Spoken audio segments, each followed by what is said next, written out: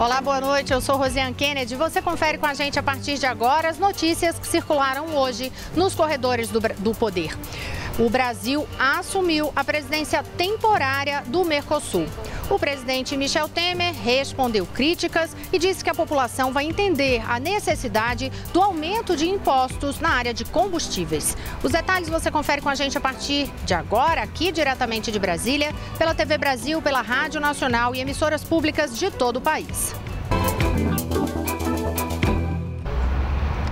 Olha, a gente abre falando justamente sobre este momento em que o Brasil assume a presidência temporária do Mercosul. O presidente Michel Temer participou hoje da reunião do Conselho do Mercado Comum e do grupo ali da cúpula do Mercosul e Estados Associados, uma reunião que ocorreu em Mendoza, na Argentina, e esse encontro marcou justamente este momento em que o país assume, por um período de 6 meses, a presidência do bloco econômico, ou seja, assume a presidência temporária do Mercosul.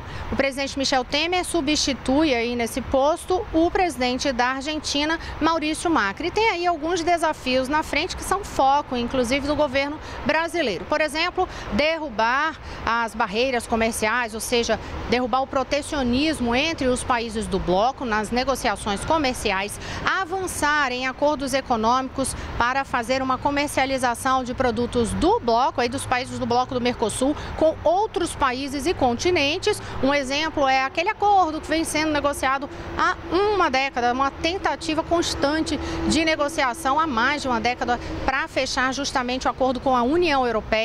E outro foco que ficou muito claro, principalmente na reunião de hoje, é trabalhar pelo restabelecimento da democracia em todo o continente latino-americano.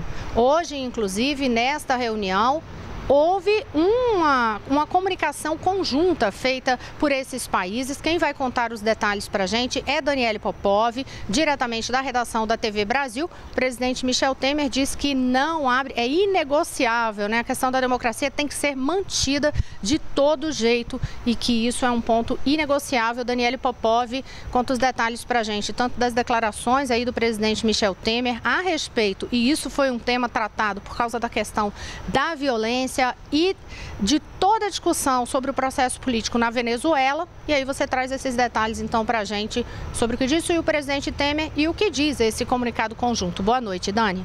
Oi, Rosiane, boa noite para você, boa noite a todos. Durante a sessão plenária da cúpula do Mercosul, o presidente Michel Temer disse que os chanceleres do bloco reconheceram formalmente a ruptura da ordem democrática na Venezuela. Segundo ele, o bloco tem apego inegociável à palavra democracia.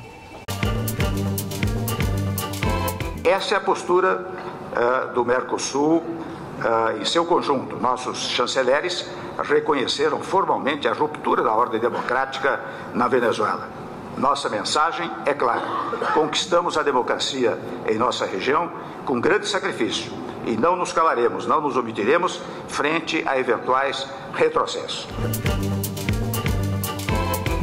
O presidente Michel Temer disse que as carências sociais na Venezuela ganham contornos de crise humanitária e que o Brasil está disposto a unir voz aos que pedem a volta da democracia. Temer demonstrou preocupação e afirmou que continuará ao lado do povo pelo restabelecimento irrestrito às liberdades no país vizinho. A Venezuela passou a integrar o bloco econômico em 2012 e atualmente está suspensa em função da situação social e política pela qual passa o país. Segundo o presidente Michel Temer, já não há mais espaço na América do Sul para prisões arbitrárias, medidas de repressão política e atitudes e atos incompatíveis com os preceitos democráticos. Ao final da cúpula hoje, os Estados-membros do Mercosul, mais a Colômbia, o Chile, a Guiana e o México, emitiram uma declaração conjunta na qual pediram à Venezuela o restabelecimento da ordem institucional e de um diálogo entre a oposição e o governo de Nicolás Maduro. Os países reiteraram sua profunda preocupação com o agravamento da crise política, social e humanitária na Venezuela, fazendo um apelo urgente pelo fim da violência no país e pela libertação de todos os detidos por razões políticas. As nações pediram ainda ao governo e à oposição da Venezuela que não tomem nenhuma iniciativa que possa dividir ainda mais a sociedade venezuelana e agravar conflitos institucionais. Os países também reiteraram plena disposição para conduzir o processo de diálogo entre os venezuelanos. A declaração não foi assinada por Bolívia, Equador e Suriname. Falando ainda sobre Venezuela, Rosiane, a Carolina Pimentel, da Agência Brasil, tem outras informações. Oi, Carol, boa noite. Boa noite, Daniele. Boa noite a todos. Bem, o Tribunal Supremo de Justiça da Venezuela anulou o processo de nomeação dos juízes, um processo que está sendo feito pela Assembleia Nacional, que é controlada pela oposição.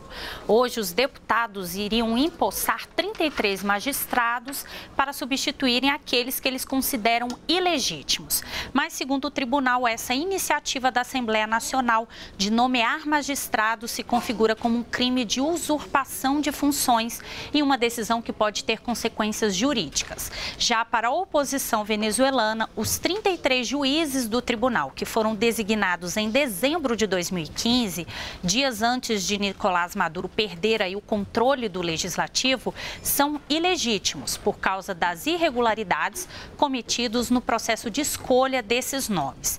Ainda falando da Venezuela, o diplomata Isaías Medina, que integra a missão da Venezuela nas Nações Unidas, anunciou que vai deixar o cargo por discordar das ações do governo de Nicolás Maduro. Em uma carta, o diplomata acusa o presidente de violar os direitos humanos e que a Venezuela deveria ser um país onde a vida, as garantias processuais e o devido processo penal fossem respeitados. O diplomata disse ainda que não recebe salários há 3 meses e espera agora que o governo da Venezuela pague os custos do seu retorno ao país, incluindo a passagem aérea. Já o embaixador da Venezuela na Organização das Nações Unidas, Rafael Ramírez, condenou a postura do diplomata e disse que ele vai ser imediatamente substituído. É com você, Rosiane. Obrigada, Carolina Pimentel. Outras informações, inclusive sobre toda essa situação da Venezuela sendo atualizada a todo momento, você confere no site agenciabrasil.ebc.com.br. Olha, nesta viagem à Argentina, o presidente Michel Temer, ele foi indagado a respeito do aumento de impostos que foi anunciado ontem pelo governo. Aumento de impostos especificamente, PIS, COFINS, na área de combustíveis. Ele respondeu às críticas feitas a este aumento, mas disse aí que há sim como explicar a necessidade disso. Mariana Jungmann está aqui ao meu lado, tem detalhes sobre as declarações de Temer. Boa noite, Mariana. É isso mesmo, Rosiane, boa noite. O presidente buscou serenidade, buscou um tom de serenidade para falar sobre as críticas ao aumento de impostos. Ele disse que isso é mais do que natural, porque afinal de contas ninguém quer pagar mais impostos e que vê também com naturalidade as críticas do setor produtivo. Ele acha que isso é razoável e que vai continuar dialogando aí com os representantes do empresariado que acaba sendo afetado por esse aumento de impostos. Mas Michel Temer disse estar confiante de que, no fim, todos entenderão, tanto o setor produtivo quanto a população, que esse aumento foi necessário para garantir a meta fiscal, a estabilização da economia e, consequentemente, o crescimento econômico. Vamos acompanhar o que disse o presidente Michel Temer. A população vai compreender porque este é um governo que não mente, não dá dados falsos, né? É um governo verdadeiro. Então, quando você tem que manter o critério da responsabilidade fiscal, a manutenção da meta, a determinação para o crescimento, você tem que dizer claramente o que está acontecendo. O povo compreende.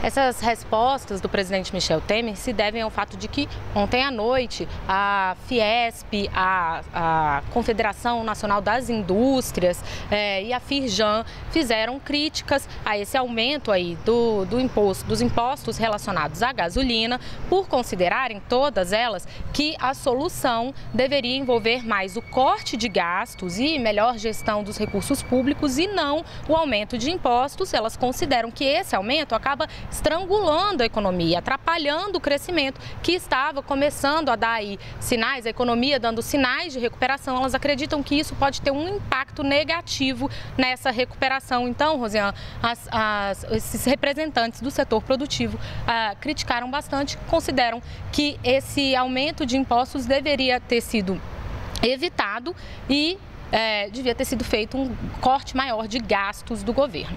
E esse foi um dos pontos, né, do noticiário da semana aqui referente ao Palácio do Planalto, ao Poder Executivo Federal, né? A gente já aproveita, então, como você sabe, toda sexta-feira a gente faz um balanço dos principais assuntos da semana. Além dessa decisão ontem sobre esse aumento de impostos na área de combustíveis, um outro assunto que foi inclusive de ontem à noite, que chamou atenção, assim, de final da tarde para o início da noite, que chamou atenção, foi justamente uma conversa que ocorreu entre o presidente Temer e os representantes de centrais sindicais, um encontro que ocorreu aqui no Palácio do Planalto. Qual era o principal apelo aí dos sindicalistas? É para a retomada da contribuição sindical. Isso porque depois da aprovação da reforma trabalhista, a contribuição sindical foi excluída. Então, os sindicalistas tentam, né, os representantes das centrais sindicais tentam, e nessa negociação de ontem, o que eles vieram pedir e depois deram declarações aqui no Palácio do Planalto foi para que pelo menos essa contribuição passe a ser uma opção dos trabalhadores e que isso seja decidido em assembleia. A gente lembra que tem um texto em negociação aí para uma medida provisória ser encaminhada ao Congresso Nacional, justamente para regulamentar, ajustar alguns pontos que ficaram pendentes daquelas negociações na reforma trabalhista no Congresso Nacional. Rosiane, inclusive o presidente Michel Temer também falou sobre isso hoje, sobre essa questão da negociação em torno da reforma trabalhista, e disse que um dos preceitos da reforma é a voluntariedade das pessoas em relação ao sistema sindical, então que não vai ser criada nenhuma forma de que obrigue as pessoas a pagarem uma forma de imposto ou de contribuição sindical, mas que como a reforma envolve o legislado sobre o negociado sobre o legislado, é possível que nessa negociação seja incluída uma forma de contribuição dos trabalhadores para o sindicato ali na negociação. Então, que já seria descontado, por exemplo, diretamente para ser repassado aos sindicatos, mas que isso tem que ser sempre voluntário.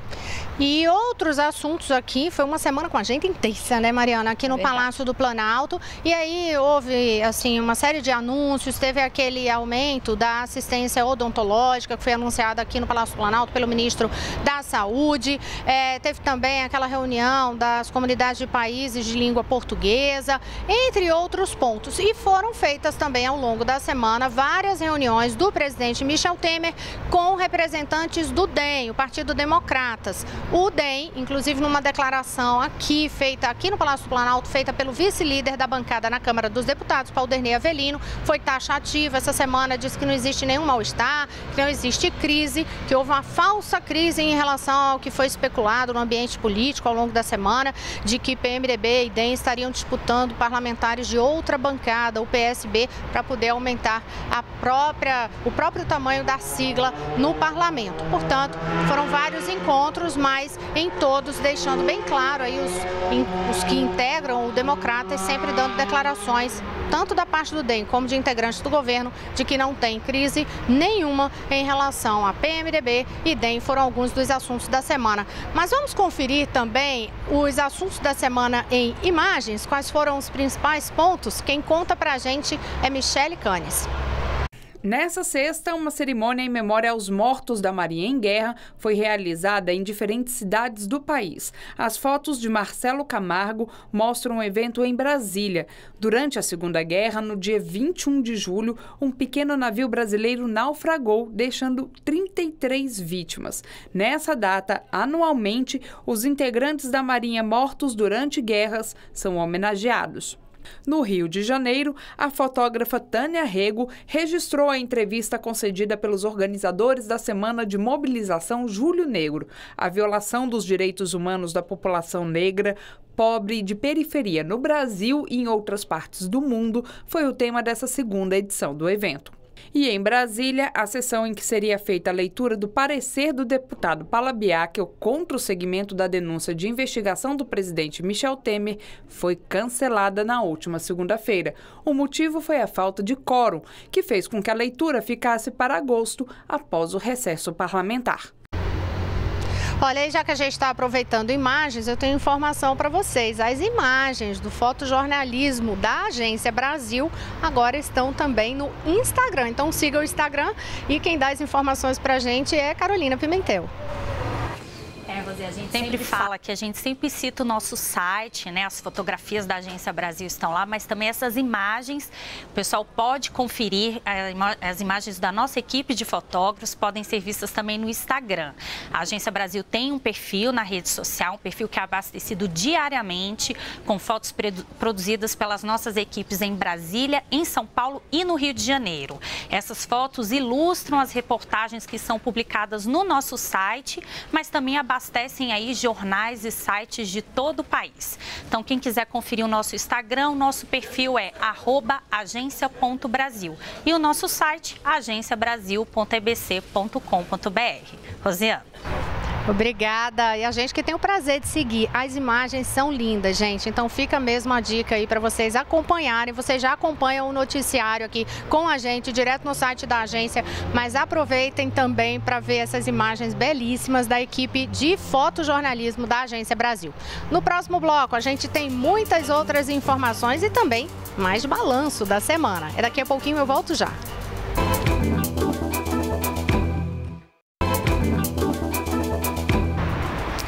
Olá, estamos de volta. Eu sou Rosiane Kennedy. Você confere com a gente as notícias que circularam hoje nos corredores do poder.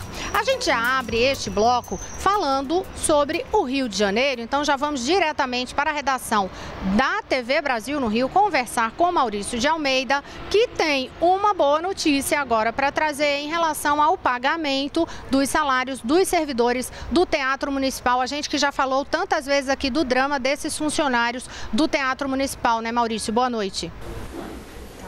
Boa noite, Rosiane. Pois é, ainda não é uma notícia perfeita, completamente perfeita, mas com certeza é uma boa notícia. Agora, no final da tarde, o governador em exercício do Rio de Janeiro, Francisco Dornelles, determinou que a Secretaria Estadual de Fazenda pague imediatamente os salários integrais do mês de maio para todos os servidores do Teatro Municipal. São 488 funcionários que trabalham no Teatro Municipal que ainda não tinham recebido nem o salário de maio. Agora, eles vão receber esses salários até a próxima segunda-feira. E depois de receber essa boa notícia, os funcionários do Teatro Municipal se preparam para voltar à cena, já que hoje à noite, daqui a pouquinho, vai ser interpretada a cantata Carmina Burana. Os ingressos custam R$20 e todo o valor obtido com a bilheteria vai ser revertido para os funcionários do Teatro Municipal que estão passando muitas necessidades. O espetáculo fica em cartaz hoje, amanhã e no domingo no Teatro Municipal do Rio de Janeiro. Como nós mostramos aqui, alguns funcionários estão tendo que trabalhar em profissões improvisadas para conseguir pagar as contas, deixar as contas em dia. Rosiane. E a gente lembra que entre esses casos tinha justamente ali o dos bailarinos do Teatro Municipal, né, Maurício? É isso mesmo, nós mostramos aqui nos corredores do poder um bailarino que estava trabalhando como mototaxista. E essa semana eu fiquei sabendo que esse bailarino que trabalhava como mototaxista recebeu ajuda de alguns parentes, comprou uma passagem para morar na França e está trabalhando durante 3 meses na França como garçom, para conseguir algum dinheiro para mandar para o Brasil para o filho dele, que não tinha mais dinheiro para conseguir estudar aqui no Brasil. Triste a história, difícil realmente desses bailarinos e todos os funcionários do Teatro Municipal do Rio, Rosiane. Triste mesmo. Então, é uma boa notícia até a segunda página, né, que a gente fala assim, é no meio do caminho, uma boa notícia no meio do caminho, porque ainda falta toda a regularização dos demais pagamentos. Mas daqui a pouquinho a gente volta a conversar, Maurício, porque essa situação aí dos servidores do Rio de Janeiro tem gerado mesmo uma mobilização para conseguir arrecadar recursos para que sejam feitos esses pagamentos, ou se pelo menos ajudar essas pessoas. E quem tem detalhes para a gente também sobre outra iniciativa para tentar ajudar aí os servidores do Rio de Janeiro a enfrentar esse momento difícil de crise é Jéssica Gonçalves no estúdio da Rádio Nacional. Olá, muito boa noite. Os servidores estaduais vão ter a ajuda da Arquidiocese do Rio de Janeiro na campanha para arrecadar alimentos. O acordo de cooperação foi fechado após reunião de representantes do MUSP, o Movimento Unificado dos Servidores Públicos Estaduais, com o cardeal arcebispo do Rio de Janeiro, Dom Orani Tempesta. Ele assumiu o compromisso de ceder instalações das paróquias para coletar mantimentos. Além disso, os meios de comunicação da Arquidiocese vão ser usados para divulgar a campanha Servidor Sem Salário Tem Fome, organizada pelo MUSP, para distribuir cestas básicas aos funcionários do Estado que estão com os pagamentos de maio e junho deste ano, além do 13º de 2016 atrasados. Voltamos com você, Rosiane. Obrigada, Jéssica Gonçalves. Então, Maurício, aí essa situação difícil da crise no Rio, mas a gente volta a falar então sobre recursos, a gente vai falar ainda sobre essa expectativa de outros ajustes de regularização de pagamentos, mas antes vamos aproveitar já para começar a fazer o balanço da semana e justamente na questão dos recursos, a polêmica que tinha era se teria dinheiro para o Carnaval do Rio de Janeiro e isso você contou para a gente que foi resolvido essa semana. Rosé, essa polêmica pelo menos foi resolvida. Na segunda-feira, o presidente da Liga Independente das Escolas de Samba do Rio assinou um contrato com a Prefeitura, no qual a Prefeitura se compromete a patrocinar o desfile do ano que vem. Cada escola vai receber R$1 milhão da Prefeitura do Rio e a Prefeitura também vai conseguir mais R$500 mil de uma verba de patrocínio privado. Portanto, desfiles confirmados e falamos também, já foi sorteado, inclusive, foi sorteada a ordem dos desfiles do ano que vem. E a sua Salgueiro e a minha Beija-Flor vão desfilar na segunda-feira de Carnaval. E aí, outro ponto ainda em relação a essa, pelo menos a expectativa de recursos, é aquela questão da venda da SEDAI, que o governador Luiz Fernando Pezão até falou ontem aqui em Brasília, após uma reunião no Palácio do Planalto, mas aí ele terminou fazendo também um anúncio em relação a pagamentos em agosto, né? Isso mesmo, Rosiane. O Pezão disse que pretende colocar em dia os salários dos funcionários dos servidores públicos aqui do Rio de Janeiro até o fim do mês de agosto. E para isso vai ser fundamental uma reunião programada para a próxima segunda-feira entre o governador do Rio de Janeiro, Luiz Fernando Pezão, e o presidente do BNDES. Nesse encontro vai ser definida de que forma o BNDES vai comprar as ações da SEDAI. O BNDES pode comprar parte das ações ou todas as ações da companhia, que depois a SEDAI vai ser privatizada. Com isso, o governo do estado espera receber pelo menos R$3 bilhões e 500 mil. Se conseguir R$3 bilhões e 500 mil com a venda das ações da SEDAI, o governador garante que vai colocar todos os salários em dia desse ano e o 13º do ano passado. Rosiane. Ô Maurício, agora outra polêmica envolvendo aí o governador Luiz Fernando Pezão, que a gente também tratou aqui, foi a questão de ele ter ido para um spa de luxo. Ele até interrompeu a temporada dele no spa para poder vir aqui na reunião em Brasília, no Palácio do Planalto. Tem algum desdobramento agora que ele voltou para o Rio de Janeiro de novo? Tem sim, Rosé. O desdobramento foi que o Pezão voltou para o spa e, segundo a assessoria do governador, ele fica no spa em Penedo, na Serra da Mantiqueira, aqui no estado do Rio de Janeiro, até o próximo domingo. Depois, na segunda-feira, retoma as atividades como governador do Rio de Janeiro. Pezão disse que pagou o spa com dinheiro próprio, disse que poderia colocar à disposição da imprensa o cheque que ele usou para pagar esse spa, já que as diárias do spa são bem caras. A estimativa é que uma semana nesse spa custa entre R$14 mil e R$27 mil. Mas Pezão disse que precisava se internar para cuidar da saúde, porque está com excesso de peso e a glicose muito elevada. Rosiane. Só para encerrar o balanço da semana, estou te explorando aqui, né, Maurício? É porque realmente o noticiário foi muito intenso nos corredores do poder do Rio de Janeiro esta semana. E um dos assuntos foi justamente a questão da segurança no Rio e terminou ocorrendo uma polêmica ali, porque o governador se confundiu ontem em relação aos números divulgados sobre o reforço de policiais, né, federais para ajudar, no caso, o pessoal da Polícia Rodoviária, Força Nacional, para ajudar na segurança do Rio. Como é que ficou essa polêmica aí?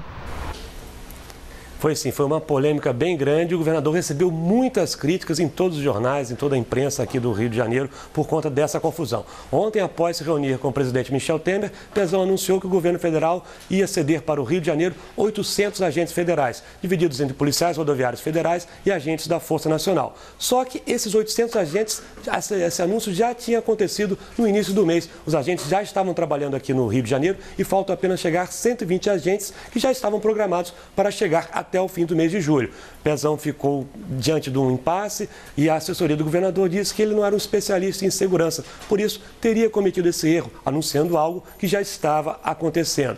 E hoje, o governo federal anunciou que nos próximos meses deve enviar para o Rio de Janeiro o reforço das tropas militares. Os militares fariam ações pontuais, não atuando em policiamento ostensivo, mas fazendo ações pontuais da mesma forma como fizeram durante a Olimpíada. Esse plano está sendo estudado aí em Brasília. Rosiane.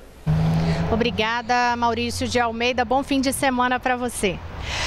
E ainda falando de Rio de Janeiro, mas agora com Mariana Jungmann aqui do meu lado, Mari, teve uma comissão de parlamentares da Câmara dos Deputados que fez justamente toda uma inspeção na situação da saúde do Rio de Janeiro. Eles chegaram a alguma conclusão? Eles observaram, Rosiane, que há um gargalo na ligação entre as redes municipal, estadual e federal de saúde do Rio, e esse gargalo se reflete na saída das pessoas de um hospital para outro onde haja leitos, por exemplo, que significa que ficam leitos ociosos em alguns locais, enquanto outros acabam ficando superlotados. Isso acontece, por exemplo, quando as pessoas dão entrada na urgência e emergência dos hospitais e aí, por falta de integração, elas não são liberadas para a rede especializada e isso foi reconhecido, inclusive, pela rede municipal e estadual lá, essa falta de ligação. Agora, Mariana, eu vou aproveitar rapidinho para saber de um outro assunto, aí a gente muda completamente de pauta. Vamos falar de Lava Jato rapidamente. Tem força-tarefa da Lava Jato agora em São Paulo. Exatamente. Foi o Ministério Público Federal lá em São Paulo, criou uma força-tarefa da Lava Jato específica. A gente lembra que já existe uma em Curitiba, mas em São Paulo não existe. Mas os procuradores em São Paulo, que vão ficar encarregados sobre as delações do Odebrecht, não vão ficar exclusivamente para esse assunto não, viu, Rosiane? E aí a gente aproveita para lembrar que entre os assuntos da semana, no balanço da semana, teve aquelas decisões do juiz Sérgio Moro de rejeitar os embargos apresentados pela defesa do ex-presidente Lula e aquela determinação também para alguns bloqueios, 9 milhões de reais em planos de previdência e outros 600 mil reais em relação ao patrimônio do presidente. E com essas informações a gente encerra o jornal de hoje, mas eu deixo vocês com as imagens de uma exposição que está ocorrendo nos corredores da EBC, que é de um colega nosso, jornalista, e é justamente o repórter cinematográfico que trabalha conosco na EBC e que você pode conferir as fotos de Márcio de Andrade sobre a Noite dos Mascarados, que reúne imagens sobre o Dia dos Mortos na cidade do México e também em locais próximos. Boa noite a todos e até a próxima segunda-feira.